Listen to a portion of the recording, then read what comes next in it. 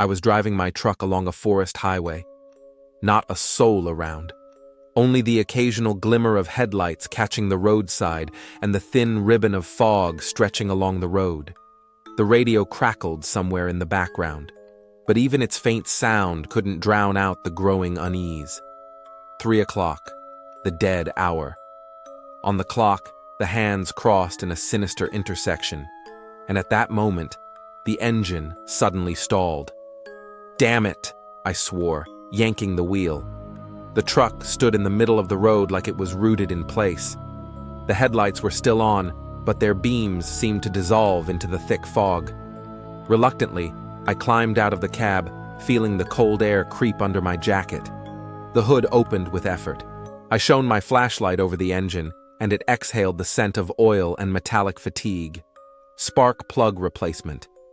It felt like I had been under the hood for only a minute when suddenly I heard a voice behind me. "Trouble!" I flinched, nearly dropping the flashlight.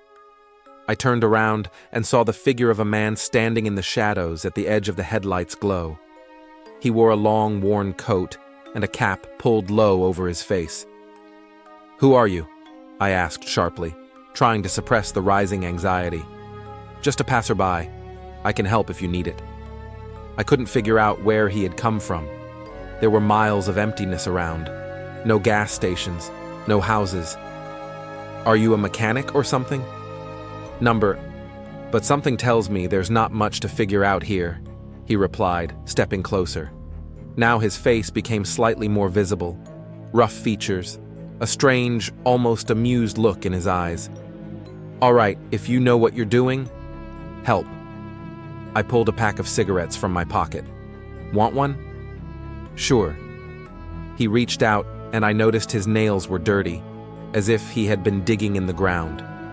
We lit up. The man coughed, then casually asked, "You even know what kind of place this is?" "A road's a road," I shrugged. "Not quite. Things like this happen here often. A tire blows out, an engine dies. It's a bad place." I glanced at him warily. "Why?" "There used to be a village here." He took a drag and looked into the fog. "After the war, they tore it down. People didn't want to leave. Those who stayed disappeared, killed, or just vanished. Who knows now?" "You trying to scare me?" "Scare you? No, just telling a story." He suddenly coughed again and bent over the engine. I decided to change the subject, though there was now an uneasy note in my voice. "You come here often?" "I'm always here," he said abruptly, without turning around. Those words hit me like a blast of cold air. What did he mean by that? "All set," he said, straightening up suddenly and stepping away from the truck. "You can go." "Hey, what do you want for this?" I called after him, but he was already gone, vanished as suddenly as he had appeared. I looked around, but there was no one, only the fog whispering through the leaves. I got into the cab and started the engine. It roared to life as if nothing had happened. "What the hell?" I muttered, lighting another cigarette. And then, in the glow of the lighter, I saw the crosses. I couldn't take my eyes off them. They stood in uneven rows, like an ancient forest twisted by time. In the flickering light, their outlines grew sharper, and a cold fear stirred inside me. "This is a graveyard?" I muttered, climbing out of the cab. Something inside me said I shouldn't go anywhere, but my legs carried me toward the roadside on their own. I felt like I should have driven away, but curiosity, or some inexplicable force, was pulling me closer. I crossed the wet grass, and there they were before me. Old, crooked crosses, a rusted fence, weathered tombstones. Something gleamed on one of the stones. I leaned down, shone my phone's light, and froze. A black and white photograph was on the stone. I recognized the face instantly. It was the same man who had fixed my truck. This can't be. I took a step back, feeling a chill run down my spine. Suddenly, I thought I heard a whisper, as if someone softly, barely audibly, spoke my name. "Sergei!" I turned sharply, but there was nothing. Only the trees swayed quietly in the fog. "Who's there?" I called out. but my voice faded into the embrace of the cold night. Then something rustled, right behind me. I froze.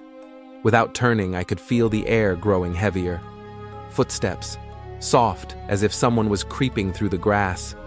"Hey, who are you?" I spun around, but instead of a person, I saw only the swirling mist. Then the voice came again, low, as if it was inside my head. "You came to us!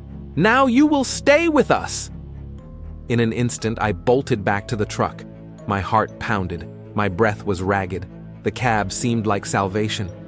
I jumped inside and slammed the door shut as if something was chasing me. The truck started on the first try. I turned the wheel, ready to drive, but something flickered in the headlights. He was standing on the roadside again, the man from the cemetery. Only now his face was pale. His eyes stared into emptiness. He didn't move, just stood there like a statue, watching my every move.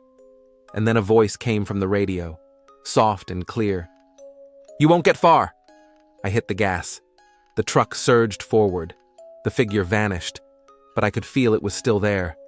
The headlights carved out only an empty road from the fog, but the whispering didn't stop. "Stay! They are waiting!"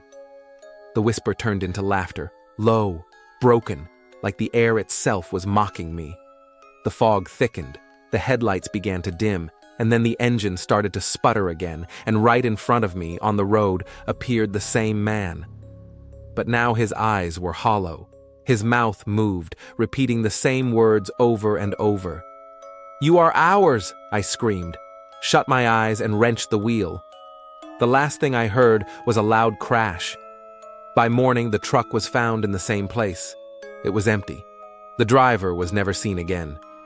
Only on one of the crosses, a new plaque appeared, with a photograph